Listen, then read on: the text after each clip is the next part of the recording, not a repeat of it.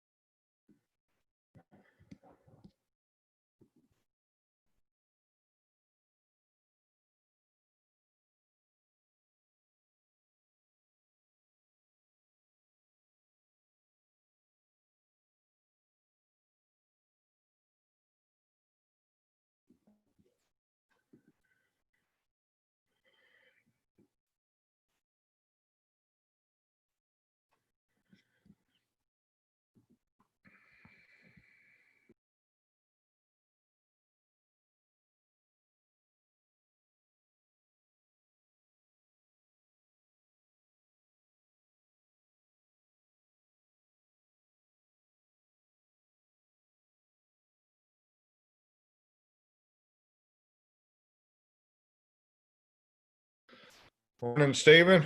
Good morning. How are you doing today? I'm doing good. I Excellent. cannot complain today. It doesn't do any good anyway, so. Yeah, exactly. Who would you complain to? There's nobody. That's right. No, it's good day. Good day. Looks like we have a big crowd today too, this morning. Yeah, absolutely. I just got off the phone with Dr. Bowman. He's going to be rolling in here in a second. So that'll be good. The tomorrow's program on questions about that, is that on our list of webinars also? Yep. Mm-hmm. In there? Okay. I haven't even looked at that. So yeah, I kind of redid the landing page so it would have like, hey, on Mondays and Wednesdays we're going to do content, rotating content. Thursday we're going to have a guest, and Friday will be just Q&A for compassionate finance. And then okay. they're going to get that email. Yep, and a bell. Mm-hmm. Yep. Yeah, after the call, you and I can visit. I wanted to visit with you a little bit about kind of a thought I had along those lines. So I like it. We'll get rolling on it. But I'm going to go off and I'll be back on. And yeah, sounds good. All right, talk to you in a few.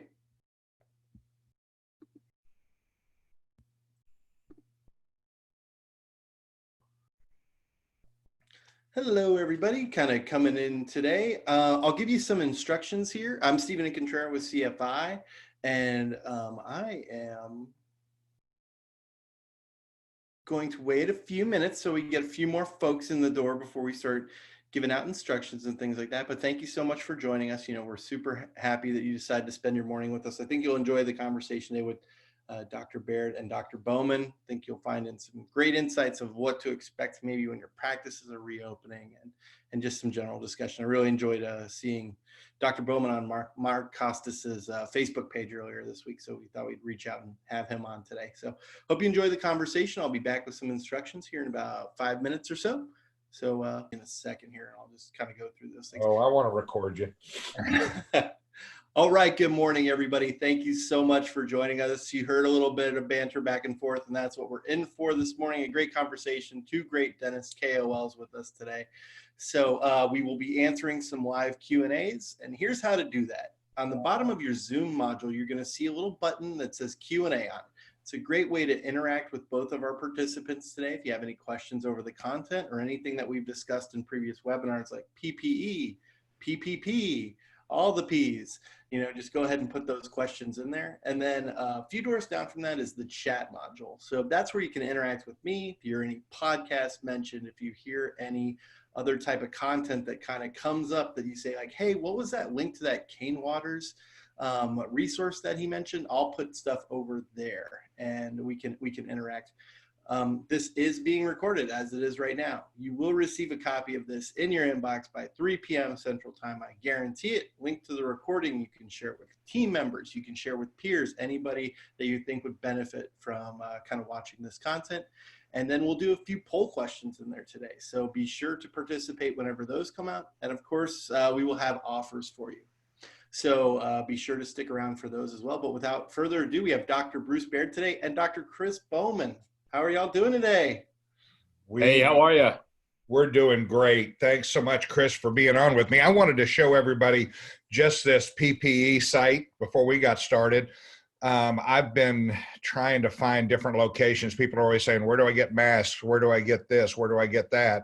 I know Bob Salvin up in your neck of the woods is, they actually have some gowns and some masks available today, and they'll be gone, he said, by the end of the day.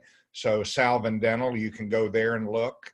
Also, I found this site just looking online, pharma-central.com, and they've got, N95 masks, they got thermometers, they've got face shields, they've got all this stuff. And yeah, I mean, it's costly, but we've got to get used to this.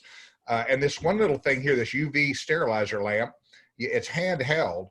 And you can actually use that, at least my thought is you can use that to sterilize your mask. If you don't have any, blood or something on it, it does it in 10 seconds. It uses ultraviolet light, a different wavelength. So anyway, that's all I want to show.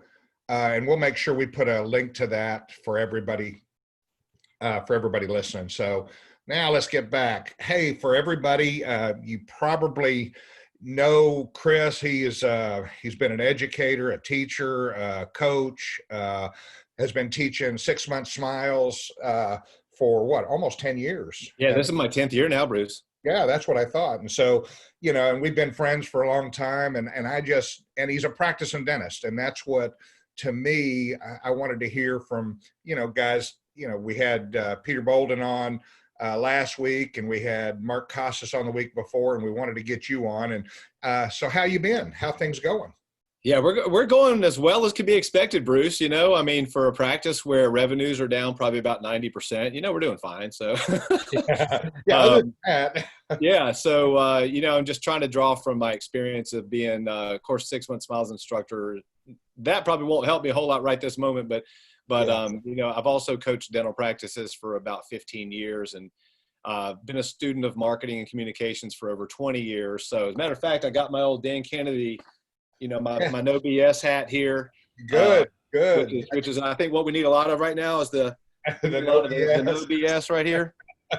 And absolutely, I'm right there with you, buddy. Yeah, and the best part about it for me is I don't have any hair, so when I take a hat off, I don't have hat hair because I don't have hair. So I actually wore a blue cap every webinar that I've been doing because my hair was getting so long. And finally, my wife got sick of it, and she doesn't cut hair, but she cut mine. So, and now, heck, I've got my regular cut going. So it's look real streamlined there. Yeah, I've definitely got it slicked back. I told her, let's just get the buzz cut and go for it. So, but anyway, so tell me a little bit about your practice and kind of how this has affected you. I know loss of revenue, but the other things that you're thinking. Yeah, sure. So a little background about me and my practice. I've been a very proactive guy since I opened my practice 23 and a half years ago. So I've always been about trying to help patients stay as healthy as possible. Optimal health is our goal. If you're looking at a proactivity or proactive scale, like from left to right, and the dentists over here that are kind of the most relaxed about dental conditions and problems, and then the ones that are most proactive, I'm going to be way over here on the proactive side.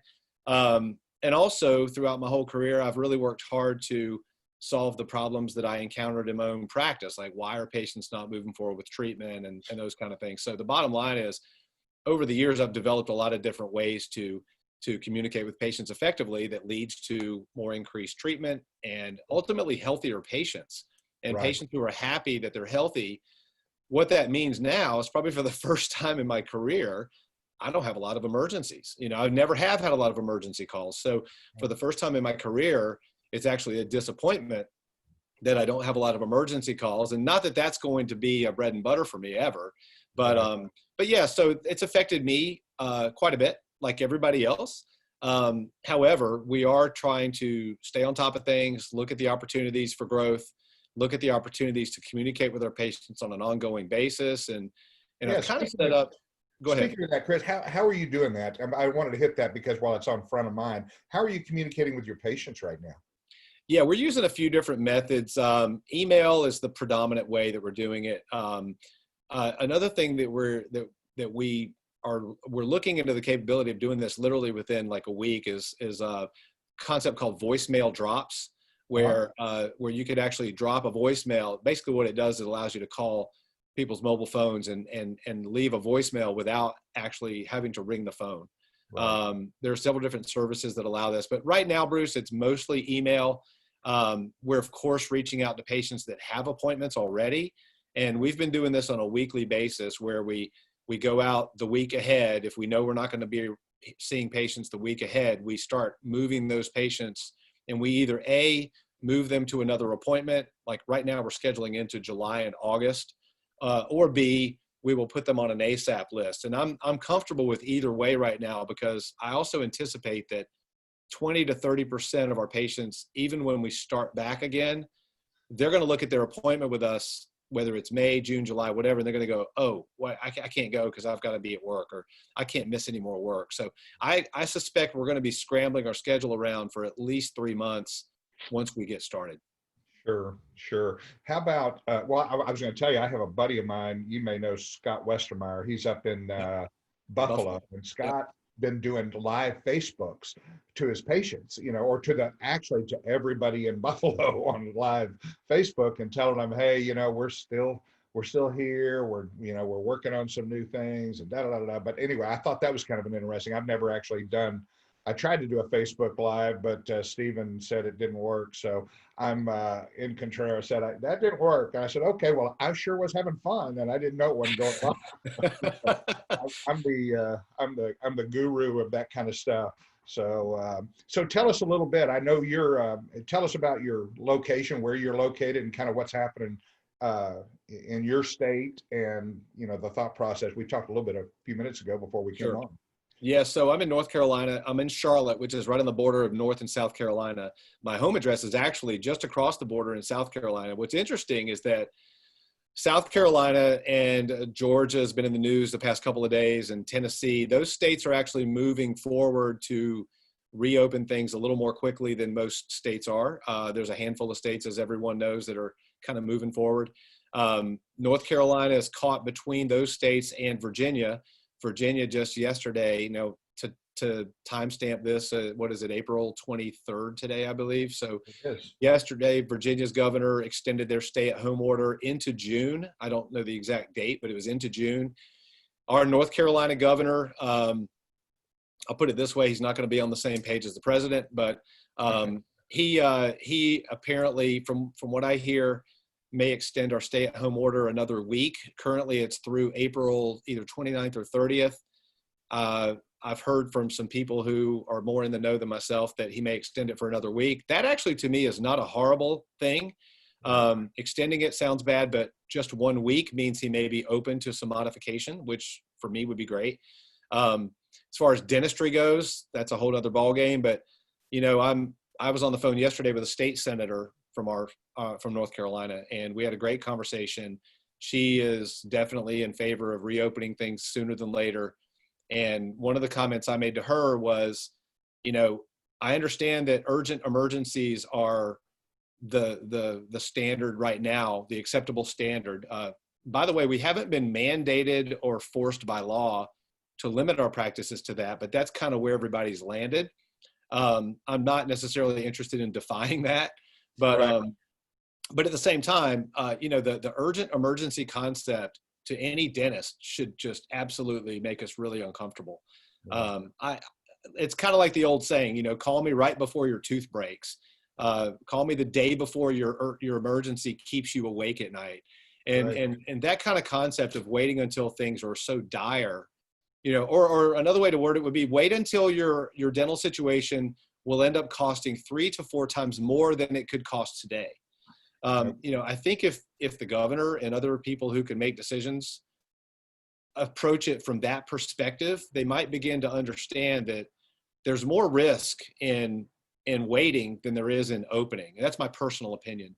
Yeah. But that's just how I feel. And sure. I think from a health standpoint, when people aren't healthier in the mouth, they're not healthier in the body. So does that possibly put a tax on their immune system that might make them more susceptible to things like viruses? You bet. Peter and I talked last week, and it was kind of interesting because I hadn't really thought of this, but I mean, we're kind of inoculated anyway with everything that people come in with, whether it be colds and everything else. I don't think I've had a cold in 20 years. I mean, and I don't get sick. Knock on wood, and bottom line is we're exposed to stuff all the time. Yep. And the other thing that and I thought, well, that's true, but I turned 65 this year, and I've had a history of some heart issues, but they're all good now. But, it's a worry for me personally. Sure. Because I kind of think there might be a couple of different strains of this, it seems like, because you get a soldier on a ship that dies and in great health and everything else. And then you get, obviously it's been with obese people and old people that have gotten it. So that's just me looking at it from my own personal, situation. But what are your thoughts on the COVID itself and how it's going to affect dentistry? I'm not so worried about next year. I'm just more talking about when we go back to work, with PPE and all that stuff. What are your thoughts on that? Because everybody got their thoughts. Yeah. And again, I'm not speaking from any more of a level of expertise than anyone else. So that should be clear. Yeah, I would tell guys, I'm not an attorney. I'm not a CPA, but I'm going to give you what I think. And that's what people keep tuning in for. So 100%. And I feel that, first of all, with the virus itself, a lot of us are looking at, not necessarily us dentists, but a lot of people out there are looking at the wrong numbers. They're looking at, for some reason, a health department official in North Carolina or in our county, Mecklenburg County, keeps talking about cumulative numbers of cases.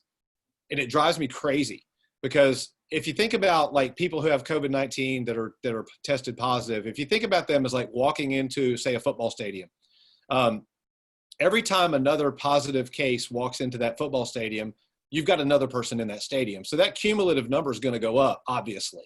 Sure. What's more important to me, and what's more important, period, I believe, is the rate at which people are going into that stadium. In other words, how many cases per day are we seeing? And the cases per day have been dropping almost everywhere in the country, with the exception of a few places over the past week or even 2 weeks. So the cases per day is what I believe we need to be looking at. Now, the cases per day, even that statistic has been artificially elevated by the increases in testing. Right. And then if you add one more layer to that, which is that Stanford study that came out about a week ago, saying that potentially 50 to 80 times more people may actually have been exposed to the virus than we thought. Mm-hmm. And by the way, that state senator I spoke with yesterday, she did mention that in Winston-Salem, in that area of North Carolina, Winston-Salem, Greensboro, I believe a very similar test is going on right now to test a certain segment of the population to see what's happening in North Carolina. Hopefully they'll listen to the results. As opposed they found the same thing down in Southern California too. They did a study down there, UCLA did it or whatever, but they're finding 50 to 80 times more confirmed cases that had the virus. So It's kind of interesting. Keep going. I'm sorry I didn't interrupt. No, it's okay. I think that's great news. I think it's great news if more people were exposed because, number one, it makes the death rate plummet. Number two, it makes the danger of the virus overall much less significant. And again, I'm not discounting anyone that has had symptoms, has had a tough time, has died. I'm not diminishing the importance or significance of that at all. I'm just saying that if so many people had it and didn't even know it, then what are we doing here? What are we really doing here? As far as how it affects dental offices, I'm of the camp, and I was talking to Mark Costas about this last week on his podcast, and I feel like there's a lot of what I call frantic purchasing out there right now. And I believe that we really need to be careful.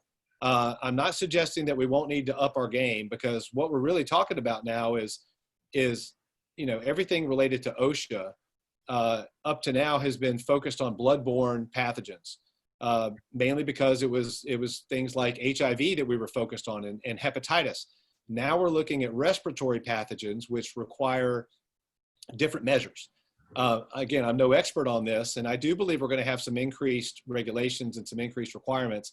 I don't believe, however, that they're going to be as increased as a lot of people think they are. Mm-hmm. And I think that we have to consider where dental practices are now, and the likelihood and possibility and potential strain on those practices that would occur if we were to put draconian measures on everyone.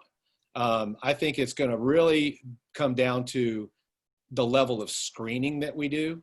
I think screening is going to be critical. Now, that does depend upon people, to be honest. Yeah, exactly. But that's kind of where I'm landing. I mean, I believe that certainly making sure, at the very least, a level 3 mask with proper fitting, like the fix the mask idea with rubber bands, similar ideas with 3D printed frames, things like that.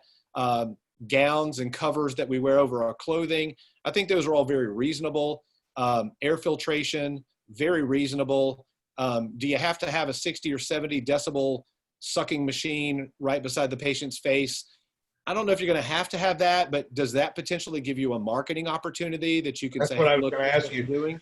That's what I was going to ask you, because, you understand marketing as well as anybody in the country. And my first deal was, I'm going to buy the stuff. I'm not worried about getting it.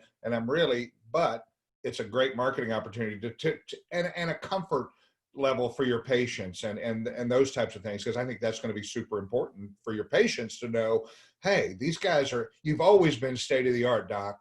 I've never really worried. And that's what we've done. We've always been what I call high tech, high touch. And it's like, so they know that we're going to be, go above and beyond the standards, but I want to communicate that because there's great opportunities for new patients and for helping grow your business. And, but I'm on the same boat that you are as a marketing opportunity. So yeah, 100%. I think that, and I mentioned this with Mark last week. It's something I always say is that they're not going to just know. Your patients aren't going to just know what you're doing for them or what you can do for them unless you tell them. Yeah. And no one else is going to tell them other than you. So we've got to really put out some proactive messaging to our patient base and to the public saying, hey, here are the things that we're doing to exceed the minimum requirements for health and safety of our patients. Here's what we're doing to protect our own team members and me for that matter. Here's what I'm doing so that everyone that leaves our practice and goes to work or goes home can rest assured that they're going to be less likely to be bringing something with them that they don't want, which is a virus. And that's a big, big deal. As well as I do, Bruce, that most dentists don't think that way, and they don't really think about reaching out in a proactive fashion to market to their own patients. And when I say market, I don't necessarily mean sell. I mean just communicating advantages. What are the advantages that you're going to get when you come to our practice? How is your life going to be enhanced in ways that it may not be in other practices by coming here? You've heard the term unique selling proposition. That is a unique selling proposition. It's funny that I'm sure that some dentists have joked about holistic dentists over the years who advertise that they remove mercury fillings, and they've got those very same elephant trunk suction devices up against patients' faces, and now we're falling all over ourselves to buy them. To buy. Yeah, it's really funny, but I think that the measures that we take definitely need to be communicated to our patients and to potential new patients as well. Yeah, I'm when I step back and try to get a handle on all this, you're right about the buying. I sent my wife to Costco. We got off of a cruise. We did a lecture. We did a productive dentist program down in Australia. And so we went on a cruise from Australia to New Zealand, and we were on it for it was like 14 days. But this thing was already starting to happen. And this is in January, and it was already starting to happen. I was seeing China, Singapore, some other places. And one in Auckland, somebody got the virus, and I'm like, okay, all I want to do is get off that boat. Right. We had 4 couples that are friends of ours that we went to BBI with last year. They were on the one that ended up in Oakland. Oh, wow. Yeah. So, and then they were quarantined in Texas for another 14 days. So I got out, told my wife, I said, as soon as we got home, I said, all right, I'm going to do some stuff. I had work to do. And then I told her, go to Costco, get some stuff, stock up on stuff. So she stocked up on stuff. But the guy, when he was walking out, said, did you forget something? She goes, oh, I don't know. He said, like the kitchen sink, because she had bought a bunch of stuff, like five giant ketchup bottles. I mean, we're going to be pretty good on ketchup for the next There you go. few months. But I noticed the same thing happened with masks. The same thing in dentistry has happened with that. And I think we're going to see a supply of that type stuff coming around. And for those of you that are listening today, there's actually facial scanning software now that you can have custom fitting masks printed. Envision Tech, I know, has been printing a lot of different things, but Envision Tech, you can print a mask in like 18 minutes, and they're going to, and there's a whole new marketing. Ideas with printing custom fitting facial masks and everything else. So there's whole new businesses. There'll be businesses that close, that don't come back, and then there'll be new opportunities. And that's the way everything that we've gone through over the years, whether it be HIV, whether it be the housing bust, when financially people weren't doing things, and it really has changed, kind of the way we do things. So as far as you working with your patients, what type screening are you planning on kind of implementing at this point in time? Because the recommendations may change in the next week, based on some research that we read. So Sure. When we relaunched the practice, which, and by the way, I do want to cover that idea a little bit later. The phases that our practices are in right now, I believe that most practices are beginning to enter what I call the pre-launch phase, and then there'll be the relaunch phase. So, but when we get there, when we relaunch, we're going to keep that concept that I call text to chair. If you think like farm to table, text to chair is kind of what we came up with back in March, where you text us when you're here, and we will text you, and we'll bring you straight back to your chair. I know most practices started doing that. We are going to have, we've got 2 of the infrared forehead thermometers. So we're going to be literally doing the forehead temperature check right across the front desk counter. So that's going to be done before they go any further. If they show up as having a fever, I think we're going to look at 99, maybe 100 and above, or 99.5 and above, whatever our parameter ends up being. Bruce, we're going to send them home. Certainly, we're going to pre-send them some online forms, including a COVID questionnaire. The typical questions that we've all seen: Have you had these symptoms? Have you been exposed? Has someone in your home been exposed? And we're going to require a 2-week minimum post-exposure or post-symptoms.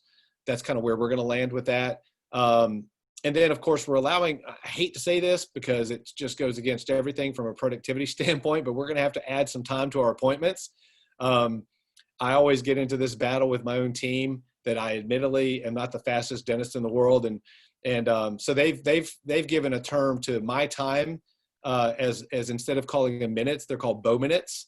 So Bowminutes are actually either 2 or 3 minutes, depending on what I call a minute. So we're going to have to add some time to our appointments for infection control, chair turnover, stuff like that. So we're looking at adding probably about 10 minutes to a lot of our appointments. Now, one thing I talked to my team about is expanding our hours in our practice. So we're going to open at maybe 7:30 instead of 8. We're going to be open until 5 or 5:30 instead of 4:30. So we're going to try to accommodate that extra time and build it into a longer day. And what's in it for the team members is hourly pay is going to go up because you're going to make a little more hourly. The schools are not in session here, and they're not going to be in session, maybe not even into the fall. I'm not even sure if they're going to be in session in the fall. So I don't think we're going to run into a lot of rush hour traffic in Charlotte, which has a pretty decent amount of traffic.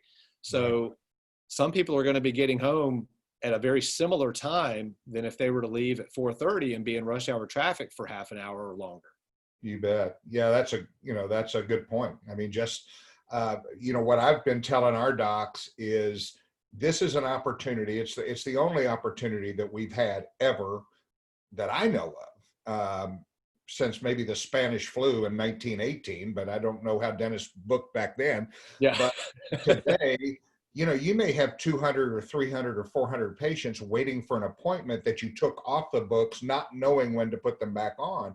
That's and right. So what I'm telling docs, and of course my mind is very analytical as when it comes to productivity per hour, because that's what I've been teaching for 25 years. But it's, if a dentist has been doing 400 an hour or 450 an hour, this is a unique opportunity. And I'm telling them to take their list of patients they need to get on the books from highest production to lowest. Yep.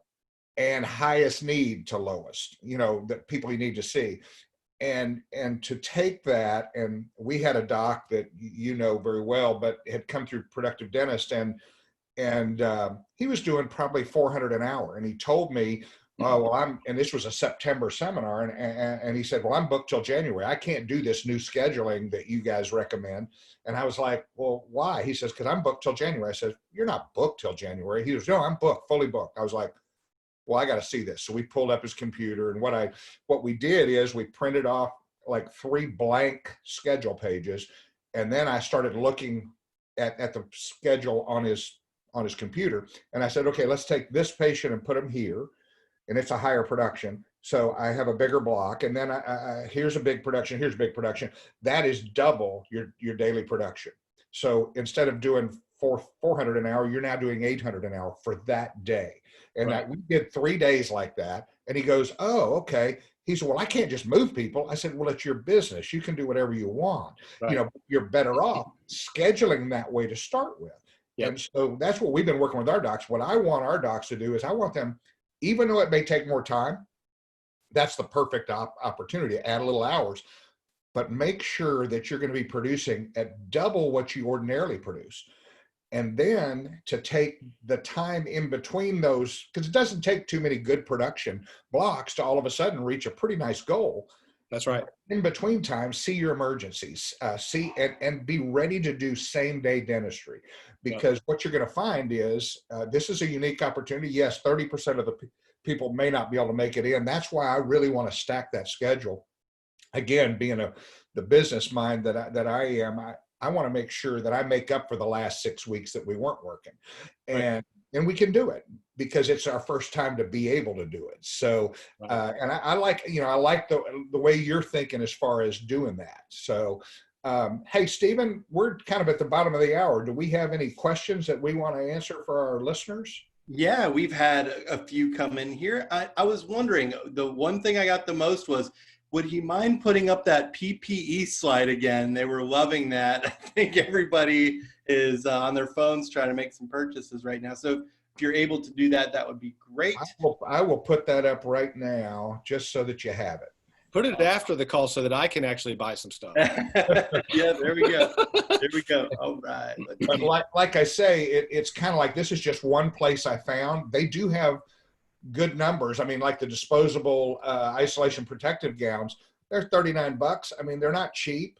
But bottom line, they've sold like 18,000 of them and they have 9,000 left, so this may be an opportunity for you to be able to get some face shields, get some, at least be ready when you go. And I'm going to put up a poll right now that I'm going to launch this poll. And it's just interesting. It's just going to say, do you have enough PPE to last a month? Yes or no? And do you have any antibody test kits? And I'm going to ask you about that, Chris, in a minute about your thoughts about antibody testing. Sure. So, yeah. But anyway, what questions do we have, Stephen, while we're doing this? Absolutely. So a lot of it is kind of coming from the PPE and how we're going to go back and reopen our practices side of things. So are you concerned about gray market products from unknown companies? How are you going to be vetting PPE to make sure you're getting it from the right places? Is there any place you'd like to recommend that kind of stands out? I'll say my say first, and Chris, you follow up. But Sure. I don't know. I know that there's been a lot of test kits, a lot of stuff that have been black market and have not worked. Some people have bought thousands and thousands. I'm going to go with some reputable sites like these, and I'm not going to worry too much. I truthfully, I'm really not worried about getting the coronavirus if I'm wearing protective clothing and protective gear, even which I know that this is against the deal. I mean, just the fact that we've been wearing masks, and I probably would find a higher level, higher grade mask. Will we ever know that for sure is the one that we're supposed to have? Well, I don't know. So I'm gonna go based on the recommendations. I'm not really going to worry about it. I'm going to hopefully get a custom fit mask that will fit over the top of that mask, also to give me extra protection. But that's just my thoughts. Chris, what are you thinking about it? Yeah, I mean, certainly there's a danger. It's really hard for any of us to know. The source of the materials probably makes a big difference. I mean, if you're getting stuff from North America, chances are it's going to be legit. If it's coming from China, there's definitely a higher risk. Again, I'm not an expert on all that, so it's going to be a matter of just getting it in and how confident do you feel. I mean, I'm even concerned about some of these little infrared thermometers. I was on Amazon just yesterday looking to purchase a third thermometer, and I noticed that some of them had all these 5-star reviews, and I started to read the 5-star reviews, and you could tell that the reviews are written by the same person on some days really close to each other. So I'm not even sure how legit some of these things are. The ones that I've got so far seem to be working really well. I mean, I've tested myself and a couple other people, and they seem to be very accurate. Stephen, I just posted another website for you, maybe to post for everyone. Yeah. I just learned about this yesterday. Awesome. This is a company, I think it's miacomo.com. They make these reusable rubbery plastic type masks. And what you do is you can they actually make filters that go inside the mask. You could also take an N95 or a level 3 and cut it into pieces and insert that in the portion of the mask where you need a filter. So I just ordered these for my whole team. They're about $18, $19 a piece. I think it's 19 a piece. And then the filters get down as low as 26 cents a piece. So I ordered one for each team member, myself, plus one extra. And then I ordered 200 filters to start. And then we also ordered some N95 masks, which, by the way, my loops do not fit over. So I'm worried about that. I'm not worried about it, but I'm concerned about it. So I'm going to cut those N95 masks up and put those into this Miacomo mask. And it's a really cool looking mask. It comes in blue, pink, and black. And you can spray them down between patients. So that's another idea. And it's a very moldable, soft, rubbery material. So I think that's got a lot of promise to keep the per mask cost down per patient. So those are some things that we're looking at. Oh, that's awesome. That's awesome. Looking like we're gonna end the poll, and it's pretty interesting, and it's pretty standard to what we've been seeing. Do you have enough PPE to last a month? Yes, 41%, 59% no. And antibody testing, it's a big fat 0. Nobody has them. So anyway, what are your thoughts about antibody testing in the dental environment? I've heard people all over the map with that. Yeah, I think that we have a tremendous promise to be a frontline tester. We see, 200 million people in America per year go to the dentist at least once a year. Yep. So we have the potential to literally test up to 2/3 of the American population per year for anything. Yep. We should be screening our patients for a lot of things that most of us don't. At this particular time, should we be screening them as long as we have a reliable test? That's the key. Because I don't want a test that's got a 30%, incorrect rate or a 70% accuracy. I don't want something. I want something that's got a higher accuracy than that. Now, not being an epidemiologist, I'm not really certain if that's possible. But I think having testing in a dental office will at least give people some peace of mind. But I think sitting and telling a patient, hey, we just did your antibody test and there's a 2 in 3 chance that you don't have the antibodies. I mean, I'm not sure how much confidence that's going to instill in a patient. We have it, but no, we don't know for sure. Yeah, then it would not even be useful. But I understand Abbott's coming out with some, and there's 2 others that are coming out with a 15-minute test. Some guys are going to, Shine said, oh, we've got them, just call, and they don't have them. They're just, and I think they do have them, but they're getting them to the medical portion of their business. Sure. But I think it may play a role in the future, but hard to say. Hard to say. Stephen, do we have some other questions? Yeah, you do. And just like, I'm just wondering if you've seen anything like this too, what people are kind of using for masks out there in the wild. I saw a gentleman the other day in Dallas County, we have to wear masks outside, who had looked like his wife's eye mask that she would sleep in, like a zebra print one over his mouth. So there's definitely some improvising going on out there. I saw one that they had cut the wife's bra and taken the 2 cups and just tied strings around them. So they're walking around with 1 boob on each face. So my goodness. It was a couple, it was a couple. They said we've got our protection. So yeah, I've got to laugh, and I mean I don't know. I think the whole idea of wearing a mask everywhere you go, to me, is a little ridiculous. People are going to have different opinions on that, but when I see people driving in their own car by themselves wearing a mask, I'm thinking, who are they protecting? I mean, who are they? I don't know. And as far as face shields go too, I think we got to be really careful about face shields. I mean, what's going to get under it? What's going to get inside it? And, what's going to get in the foam, that foam layer on your forehead? What's going to get inside that? And how thoroughly do we have to clean that out? Those are all things that I just think about. It doesn't mean that I'm against face shields, but those are all just things that we got to consider.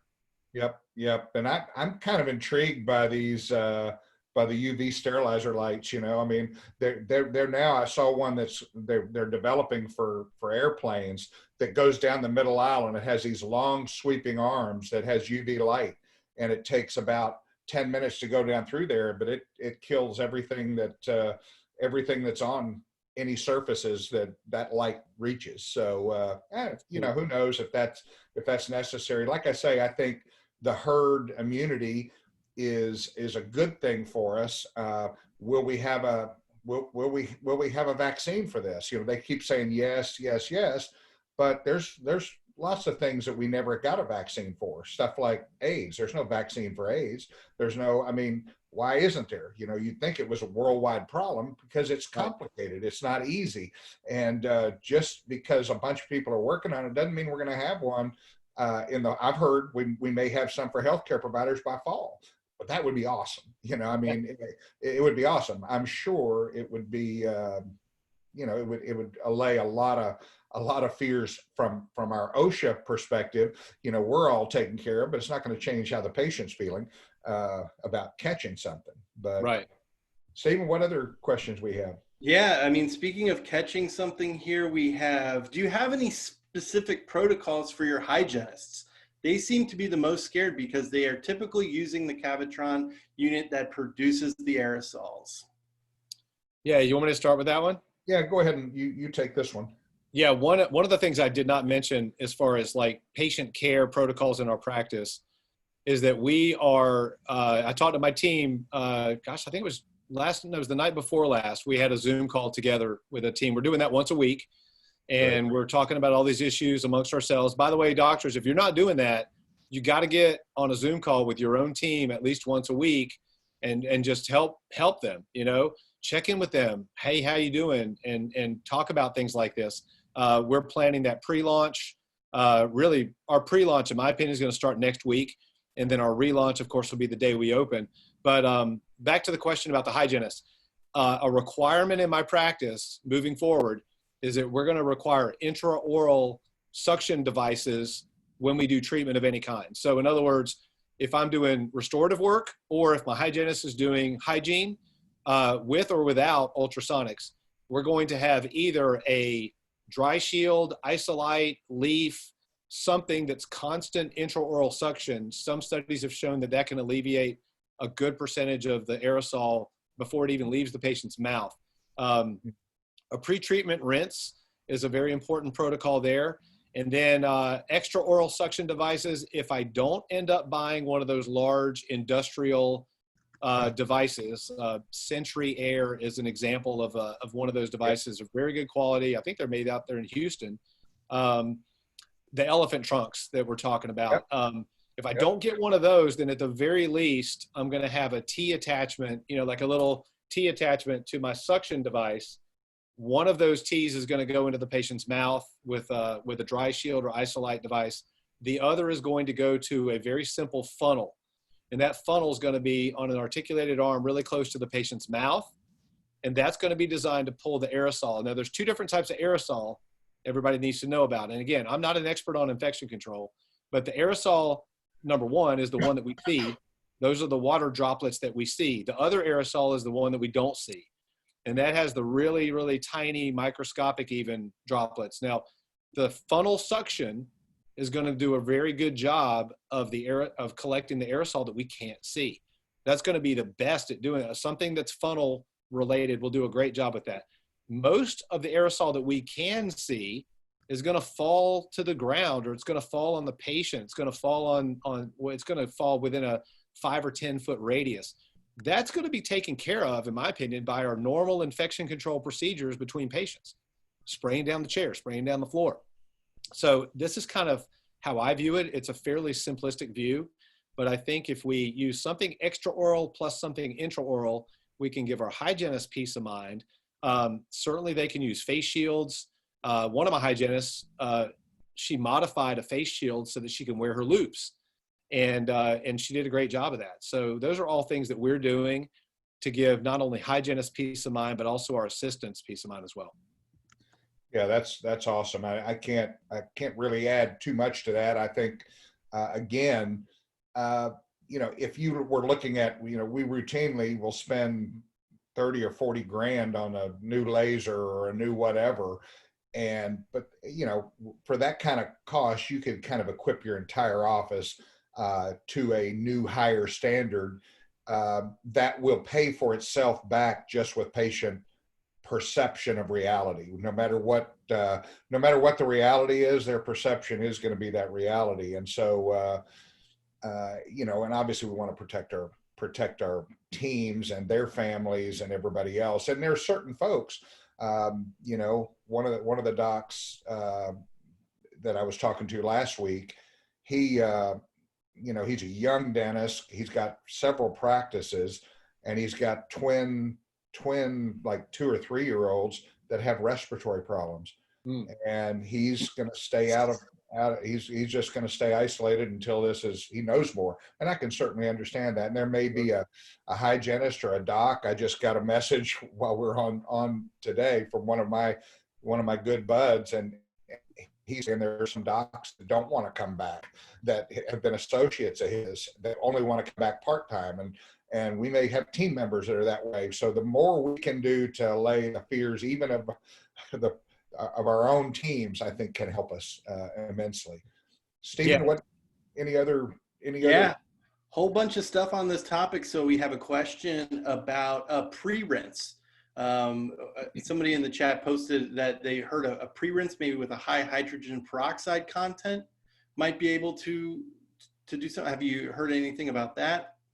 Go ahead, Chris. You go on this one, and yeah, sure, Bruce. I've heard that as well, and actually, I was going to mention this, that from a personal standpoint, even at home, any team member or even doctor, myself, I haven't done this consistently, but I've heard great things about a very high hypertonic saltwater solution rinse.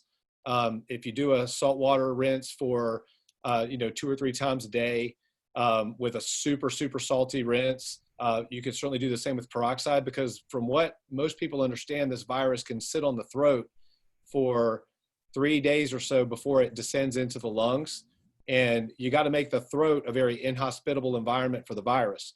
So pre-rinsing could also help be a good preventive way to protect team members and doctors.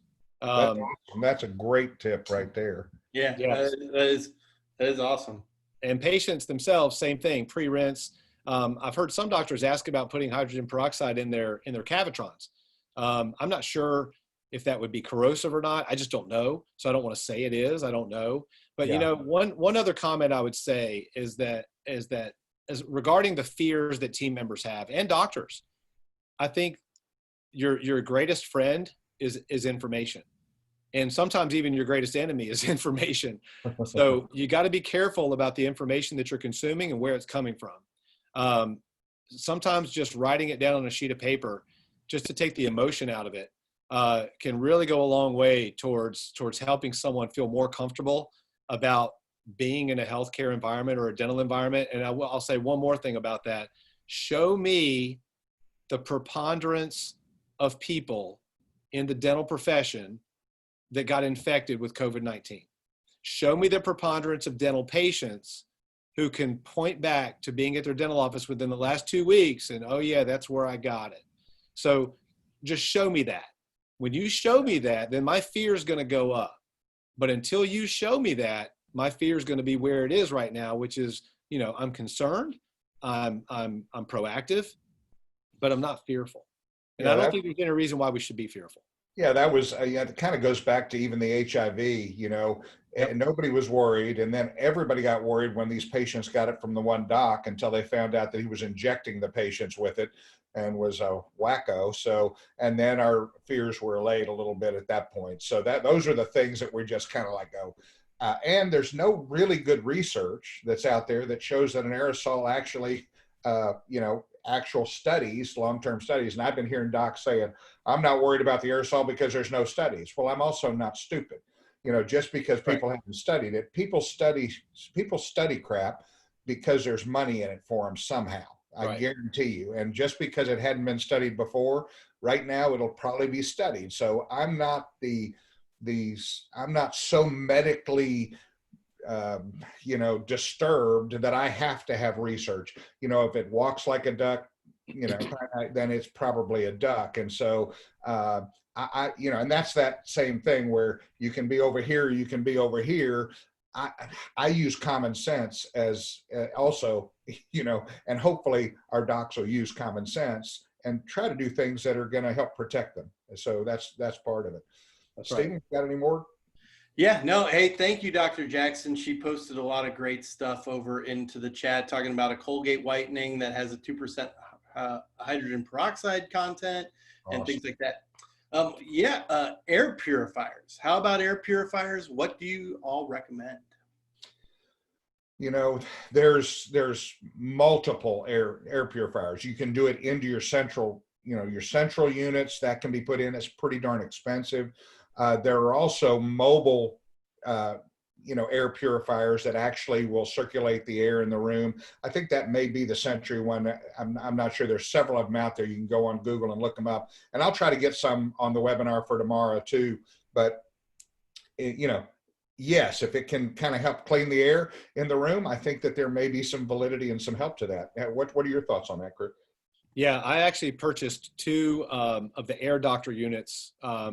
There's been some circulation of that name. I like those units based on what I've read.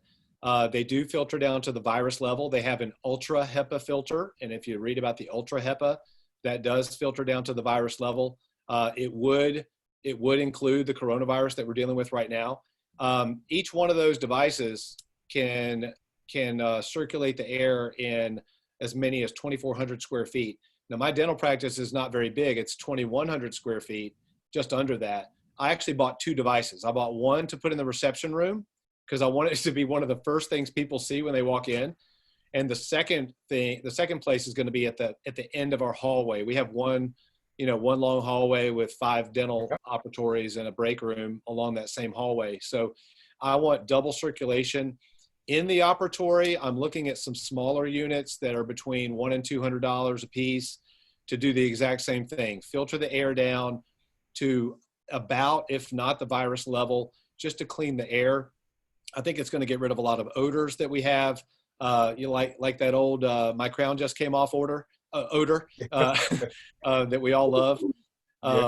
Those are some things that we can do. And by the way, those will also handle the invisible aerosol to some extent as well. They'll handle the aerosol that's floating in the air that we can't see. So those Right. to me are great. By the way, if you go to Century Air on Facebook, not Century Air, I'm sorry. If you go to Air Doctor on Facebook, I believe that you can find a savings of $300 off of a $629 machine. So Awesome. I don't know exactly how to do that, but go to Facebook, type in Air Doctor in the search bar, and you might be able to find the $300 off offer. I've got two of them, and they're one sitting in a box, just got delivered. The other one got delivered a week ago, and we've already broken that out. So I You can think, also you can go to airdoctorpro.com yep, and they have it for $629. I don't see the $300 off offer, so I would follow Chris's advice and go to their online, go to their Facebook. But again, that's not a lot to spend considering what we're doing. And right. again, perception becomes reality at some point, and that's all we can do. So I like that. Thanks for that. Thanks for that heads up. Yeah, Sure. that's great Steve, stuff. I'll what go other? ahead and see if I can dig up that coupon and put that in your resource link today. So Oh, I'll hunt around the internet for y'all. Let's see here. So I did have a comment from Dr. Jackson again, kind of following up. She said, I purchased one for every operatory, exchanges air in room in 5 minutes. I have 14 ops, reception area and a hallway. This was a fortune. Yeah. So yeah, I can imagine. Oh, yeah. Well, y'all, I'd love to get Dr. Bowman's thoughts on maybe some PPP and maybe some of the financial aspects or discussion. If love to hear from you on that. We've talked a lot about idle loans and everything over here, and love to get your perspective, Dr. Bowman. Yeah, I mean, obviously with the second round of funding coming soon, if Congress will get their heads out of their butts, obviously if you haven't applied for that, my personal opinion is that I would. I applied for it on April 10th, and it's funny because I was on this very same format with Mark Costas, and it was that day I was like, man, I'm stewing over this thing. I'm not sure if I should hit send today or tomorrow, and I hit it the next morning, and I worked through a small local bank. I would definitely recommend, if you have an opportunity to work with a smaller local or regional bank, do that. Don't work with a major bank if you can avoid it. And again, it depends on the bank, but my bank has been tremendous. I'm in North Carolina, so Town Bank, Town with an E, has been my bank. Unfortunately, a lot of these smaller banks aren't taking on a lot of new clients right now because of this problem of just a flood of applications. So everyone knows, I think, that the deadline for funding is 10 days after the approval date. I believe it's 10 calendar days. I don't know if it's 10 business days or not. So my loan was approved this past Saturday, the 18th, from what I understand, and that would make my funding date on or about April 27th, 28th, which I think will set up okay for me if we're looking at a mid-May opening. That's my guess. You know what? This is a really good segue, Stephen, into the pre-launch, relaunch thing. But as far as the EIDL loan, by the way, I did apply for that on March 31st. And I actually received, just 2 days ago, I received the grant money from that in my account. So that showed up as $1,000 per employee. I have 12 employees in my practice. 6 of them are full-time. Those are my actual real full-time employees in my practice. I've got 4 other family members. So myself plus them are the other 5, plus a bookkeeper is the 6th. So that's 12 total. They gave me 9 employee credits for my grant money. And everyone knows that comes off the forgivability of the PPP loan. So my PPP forgivability is going to be my number minus 9,000. So, that's where I am. I haven't heard another thing from the SBA about the rest of the EIDL loan. I did notice that they did a credit inquiry. The SBA did a credit inquiry on me Saturday or Sunday, which would coincide with the EIDL loan because they don't do that for the PPP. So a lot of this information that I'm sharing, I got from my banker and from my accountant, who are very well plugged in. I know, Bruce, you've talked with Kane Waters a lot. They're an amazing resource. My accountant here in Charlotte has been great. They're with a larger group called APRIO, APRIO. that's kind of where I am with all this. How about you guys, Bruce? You know, I have, we applied for the PPP the first day it was available with a large company, and that's basically with CF, with Comprehensive Finance. And we applied for the PPP, and it was funded yesterday. Oh, wow. And so it took 3 weeks to be funded, and we were part of the first load. I had a friend of mine go to our local bank, which I'm in a small town, and 20-minute application was funded 3 days later. You know, wow. And that's the difference between working with the giant national banks and working with the small community banks, and that's been my experience. Stephen, any more questions we have, or? We're kind of winding down some questions. People are kind of giving details of their own stories of loans coming in, banks that they've gone to, a few different filtration systems. Like we had somebody mention a Gen Eon air fogger to use between patients. Wow. So yeah, some Does it kill mosquitoes? Does it kill mosquitoes while we're at it? Dr. Suber, if you want to confirm that, that would be that would be great. Yeah, we could take our fogger truck and a little like a Zamboni, we'll drive it down the halls. Or maybe a crop duster coming at the end of every day, just like drop a freaking load right over our top of our office. You bet. Well, let's do this. I mean, we're the end of the hour, and I'm so thankful that you were able to come on, Chris, with us, because you gave us some great points and some great tips, and you know, the more we can bring, you know, knowledgeable docs like you on to just help us, because thank you. And the truth is, none of us really know. It's all speculation, but I love finding opinions from people who've been out there and who are proactive and do things way ahead of the curve. You know, from my standpoint, you have the early adopters to everything, and you're certainly one of those docs who's always been on the cutting edge of everything. And thank you again so much for being here. We're going to make sure that we put all of the information that doctors have shared, just so that you have more stuff to look at. And I think that's going to be a plus. Chris, stay safe. Good luck. Keep me updated on when you guys get started back to practice. We're looking at May 11th in Texas. So, but who knows what may happen. So thanks so much for being on with us. I really appreciate it. I want to give out my email address, if that's okay, for anybody that wants to ask me any questions at all. I just sent that to you, Stephen, and in the chat. So it's chris@dentalinsiders.com. If anybody has any questions about anything we talked about today. And, you know, we're gearing up for that pre-launch phase where we're going to start really ramping up our communication to our patients about what we're going to be doing for them by the time we open. I want there to be, I mean, if you think about it, like in the marketing world, what's called a product launch, that's what we're doing. We're doing a product launch for our dental practice. And over the next couple of weeks, we're going to be really ramping up that communication so that by the time we do open our doors, everybody's going to know about it. And my goal is to create a stampede at our front door. So that's what I'm hoping will happen. Oh, that's perfect. I love it. Thank you guys. Stephen, thanks as always. And we're going to do a webinar tomorrow morning at 10 Central, and it's going to be about questions on compassionate finance and Bella, our accounts receivable software. So if anybody has any need to be on that, come on. We're going to have a big crowd again. We had a big crowd this morning, and we're just going to keep doing this until everybody's back at work and nobody wants to get on these. So that's the game plan. All right. Thanks, Chris, so much, buddy. Thank you, Bruce. Thanks, Stephen. Thank you. Our pleasure. Have a great day. Take care.